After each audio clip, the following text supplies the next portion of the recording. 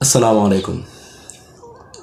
আজকাল আমরা একটা জিনিস চিন্তা করি সবসময় যে মানুষের বিনাশ কেন ঘটে।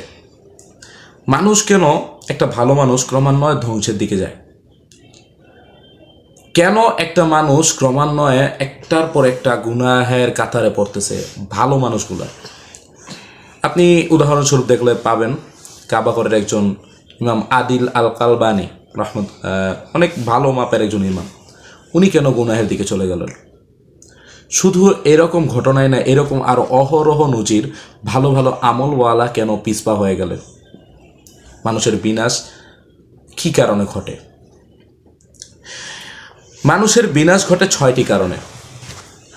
পরকালে কাজের ইচ্ছার দুর্বলতা, শয়তানের মনোদ্ভূত কার্যসমূহ সম্পাদনে চেষ্টিত থাকা, মৃত্যুর সময় ঘনিয়ে আসা পর্যন্ত, বৃদ্ধাবস্থায় উপনীত হওয়া সত্ত্বেও দীর্ঘদিন বেঁচে থাকার আশা মনে প্রবল থাকা, আল্লাহর সন্তোষের উপর মানুষের সন্তোষকে প্রাধান্য দেওয়া, নফসের খায়েশের অনুগত্য করে রসুল্লাহ সাল্লাহ আলাইসলামের সুন্নত তরক করা ও পশ্চাতে ফেলে রাখা, অতীতকালের বুজুর্গানে দিনের ভুলচুককে নিজের জন্য প্রমাণরূপে দাঁড় করানো এবং তাদের ন্যাক কর্মসমূহকে গোপন করা, যার ফলে তাদের দোষী লোকের চোখে ধরা পড়ে। পরকালে ইচ্ছার দুর্বলতা, পরকালের কাজে।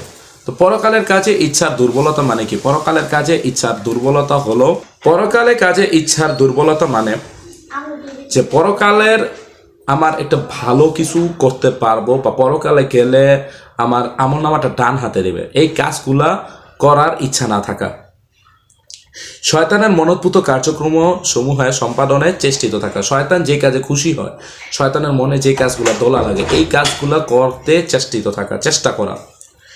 মানুষের সময় ঘনিয়ে আসা পর্যন্ত বৃদ্ধাবস্থায় উপনীত হওয়া সত্ত্বেও দীর্ঘদিন বেঁচে থাকার আশা মনে প্রবল হওয়া, এটা অধিকাংশ মানুষের ভিতরে। শুধু বৃদ্ধাবস্থায় নয়, মানুষ যখন যুবক থাকে প্রত্যেকটা মুহূর্তে, কোনো মানুষই চায় না মারা যাক, আমি মারা যাব, এই মানুষটা এটা কেউ চায় না। দেখবেন আপনার ক্ষমতার বাহাদুরি আছে, ঠিক আছে, কিন্তু এই লোকে যে ভাবেই না যে আমি মারা যাব, যার কারণে সে ক্ষমতার বাহাদুরি করতেছে। তারপরে আল্লাহর সন্তোষের উপর মানুষের সন্তোষকে প্রাধান্য দেওয়া। এখন আল্লাহ তালা একটা জিনিস আমার জন্য পছন্দ করেছেন, বা একটা জিনিস ইসলামটা মানুষের জন্য মনোনীত, এটার ভিতরে আমি না থেকে মানুষের সন্তোষকে প্রাধান্য দিতেছি। বা এটা এমন হতে পারে যে আমি ইসলাম মানতে চাইতেছি কিন্তু আমার বাপ মা মানতে দিতেছে না, আর আমি তাদের কথায় মানতেছি। তারপর নফসের খায়েশের অনুগত্য করে, নফস যেটা চাইতেছি সেটার অনুগত্য করে রসুল্লাহ সাল্লাহ আসলামের সুন্নত তরক করা ও পশ্চাতে ফেলে রাখা।